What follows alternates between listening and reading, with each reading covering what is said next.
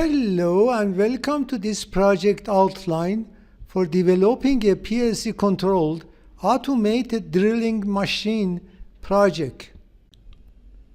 This project shows a conveyor drilling system controlled by a PLC. The conveyor belt is powered by a motor Q1. When an item gets to the drilling area, it activates a limit switch, causing the conveyor belt to stop. A drill is then lowered by a relay until it reaches the position limit switch I2. As the drill moves down, the drill motor starts rotating. Once the drill reaches the final limit switch, the required hole is completed and the drill motor stops. The drill is then pulled up by another motor until it returns to the initial position. The conveyor belt restarts, moving the next item to the drilling position, and the cycle continues. A counter is used to keep track of the total number of drilled items. In this project, I have mapped the PLC I/O pins to the related sensors and actuators in the system layout. The table links PLC I/O pins to the connected project I/Os, showing how the PLC interacts with the components. This project showcases practical PLC logic for motor control, limit switch operations, and automation systems in industrial applications. Now let's go through the pre-written ladder relay control program for the project and see how it meets the project's requirements.